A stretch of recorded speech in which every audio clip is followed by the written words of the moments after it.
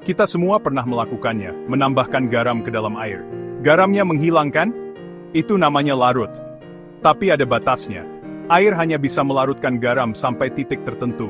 Setelah itu, garam tidak akan larut lagi, tidak peduli seberapa banyak kita menambahkannya. Bayangkan kita terus menambahkan garam ke dalam segelas air, terus dituang, terus diaduk. Pada awalnya, garam akan terus larut, membuat air terasa lebih asin.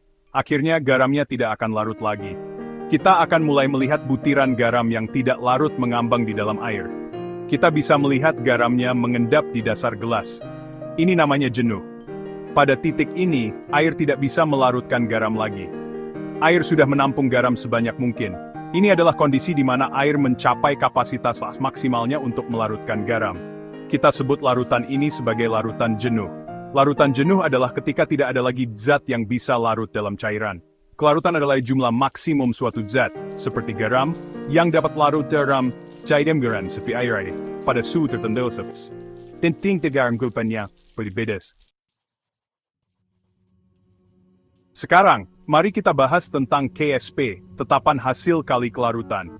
Ini adalah konsep penting dalam kimia yang membantu kita memahami seberapa banyak zat padat yang bisa larut dalam cairan tertentu. Kedengarannya rumit, tapi ini memberitahu kita seberapa banyak padatan yang bisa larut dalam cairan. Dengan kata lain, KSP membantu kita menentukan batas kelarutan suatu zat.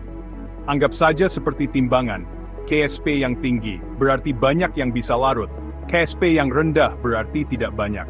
Ini seperti menimbang seberapa banyak zat yang bisa larut sebelum mencapai keseimbangan. Mari kita gunakan perak klorida, AgCl sebagai contoh. Ini adalah senyawa yang sering digunakan untuk menjelaskan KSP. Ketika larut, ia akan terurai menjadi ion perak, Ag+, dan ion klorida, Cl-. Proses ini terjadi pada tingkat molekuler dan bisa diamati dalam eksperimen laboratorium. KSP adalah hasil kali konsentrasi mereka saat setimbang. Ini berarti kita mengalihkan konsentrasi ion-ion tersebut untuk mendapatkan nilai KSP. AgCl padat terdisosiasi menjadi Ag+ aqueous dan Cl- aqueous. Proses ini menunjukkan bagaimana zat padat bisa larut dalam air. KSP sama dengan konsentrasi I+ dikali konsentrasi Cl-. Ini adalah cara kita menghitung nilai KSP untuk senyawa tertentu. Jika KSP kecil, seperti untuk AgCl, artinya tidak banyak yang akan larut sebelum mencapai titik jenuh. Inowetbamestingium pointus feeblin berebuisin at perfumpexiin nimbuertan. Tentu saja, suhu memengaruhi kelarutan. Ketika suhu meningkat, partikel-partikel dalam zat terlarut bergerak lebih cepat, memungkinkan mereka untuk lebih mudah bercampur dengan pelarut. Bayangkan saat membuat coklat panas.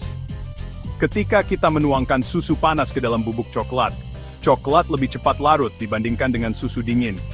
Kita bisa melarutkan lebih banyak gula dalam susu panas daripada dalam susu dingin.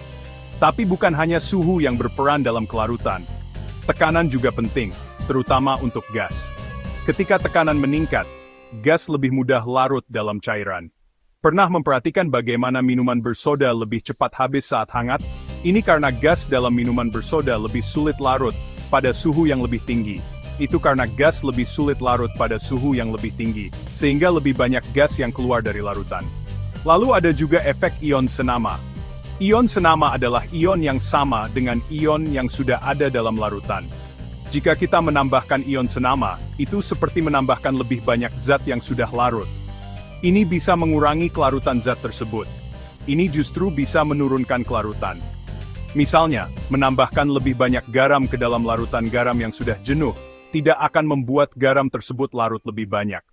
Seperti mencoba menambahkan lebih banyak garam ke dalam larutan garam yang sudah jenuh. Garam the 6' seem dinendap de dacheritrulos. Kelarutan ada di mana-mana. Air sadah memiliki kandungan mineral yang tinggi, yang memengaruhi seberapa baik sabun berbusa. Pengolahan air limbah menggunakan kelarutan untuk menghilangkan polutan. Bahkan dunia medis mengandalkan kelarutan untuk mengantarkan obat secara efektif ke dalam tubuh kita. Memahami kelarutan dan KSP membantu kita dalam banyak hal.